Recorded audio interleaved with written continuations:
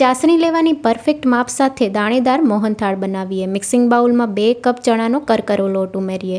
સાથે 1/4 કપ દૂધ અને 1/4 કપ ઘીને મિક્સ કરીને ગરમ કરી લીધું છે।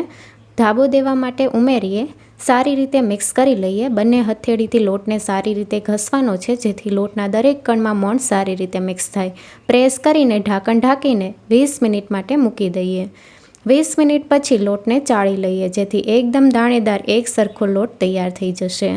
દાણેદાર લોટ તૈયાર છે। હવે નોનસ્ટિક પેનમાં 1 કપ ઘી લીધું છે, તેમાંથી 1/4 કપ ધાબો દેવા વાપર્યું છે અને 2 થી 3 ચમચી જેટલું ઘી આપણે વાટકામાં રાખ્યું છે।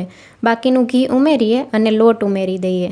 લોટને ધીમા ગેસ ઉપર શેકવાનો છે। છેક સુધી ગેસની ફ્લેમ ધીમી રાખવાની છે। 2 થી 3 મિનિટ જેવું થઈ ગયું છે। હવે બાકીનું ઘી ઉમેરીને મિક્સ કરી લઈએ। લોટમાં ઘી એકસાથે ઉમેરવાનું નથી, આ રીતે થોડું થોડું કરીને ઉમેરવાનું, જેથી લોટમાં કણી તૈયાર થશે। તમે જોઈ શકો છો, ઘી ઉમેર્યું એટલે લોટ આ રીતે ફૂલવા લાગ્યો છે। ધીમા ગેસ ઉપર લોટને ત્યાં સુધી શેકવાનો છે કે તેનો કલર સહેજ બદલાઈ જાય। લોટ તમે જોઈ શકો છો હલકો થઈ ગયો છે અને કણીદાર તૈયાર થયો છે, સાથે કલર પણ ચેન્જ થઈ ગયો છે। તો હવે આ સમયે અડધો કપ માવો ઉમેરીએ। જો તમારે માવો ન ઉમેરવો હોય તો તમે મલાઈ પણ ઉમેરી શકો છો। સારી રીતે મિક્સ કરી લઈએ। ગેસની ફ્લેમ બંધ કરી દઈએ। પેનને નીચે ઉતારીને થોડીવાર માટે હલાવવાનું છે। પેન ગરમ છે એટલે લોટનો કલર વધારે ડાર્ક ન થાય એ વાતનું ધ્યાન રાખવું। હવે 1 કપ ખાંડ ઉમેરીએ। સાથે અડધો કપ પાણી ઉમેરીને મિક્સ કરી લઈએ। ખાંડ પીગળે ત્યાં સુધી થવા દઈએ। મીડિયમ ગેસની ફ્લેમ ઉપર ચાસણીને કૂક કરવાની છે।